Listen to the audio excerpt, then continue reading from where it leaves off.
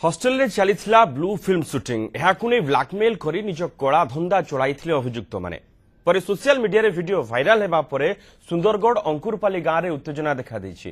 परिस्थिति को देखि गांव रे गोटिए प्लाटून पुलिस फोर्स मुतयन होइछन्ति। सेपटे घटना परे अभियुक्त माने फेरार होई जाइछन्ति।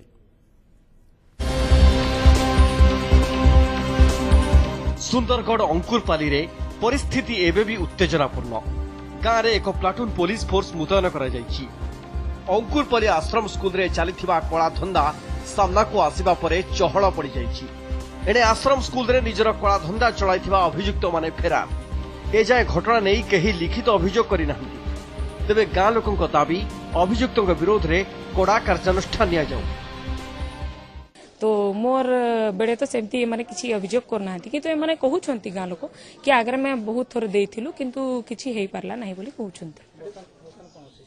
वर्तमान सिचुएशन एबे अंडर कंट्रोल रही अछि। लोक माने तो एबे पर्यंत किछि लिख देई नाहंती। एटी झसकेतन साहू धंधा चलैछि। एटा माफिया दारू बेचवार वाला आ हॉस्टेल रो जे रोसिया अछि से आसी कि वीडियो क्लिप करूछि, रेप करूछि, जबरदस्त करूछि। हां पुलिस जोगु घटिछि। हमें जते बेले कहिछु सेते बेले से माने सुनि नाहंती, आसी कि चेक भल करू नाहंती।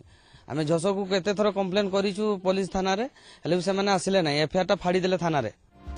हाथीबारी गांव रे थिबा आदिवासी बालिका छात्री निवास रे चलीथिला निहाती घृण्य कारबार। हॉस्टेल रो महिला रोसैया को ब्लैकमेल करुथिले प्रधान शिक्षक एवं जसकेतन साहू नामक जणे व्यवसायी।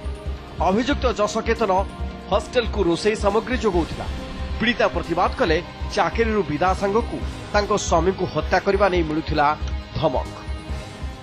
से मोर संगे संपर्क जबरदस्ती आसिक रखिछंती। मते चाकरी रो बाहर कर देबी, काटी हाणी देबी, तम हस्बैंड को भी मारी देबी, फिर घर को निया लगई देबी कहले। मोर स्त्री को से रेप करिছে ताके हमें गांरो किए छाड़ीबे नहीं, ताके हमें दंड देबा फांसी। आश्रम हॉस्टेल रे घटिछि लज्जाजनक घटना। एथुरु जणा पडुछि एठी रहुथिबा आदिवासी बालिका माने केते सुरक्षित। सुंदरगढ़ कैमरा पर्सन बापी पाल अशोक दास, न्यूज 7।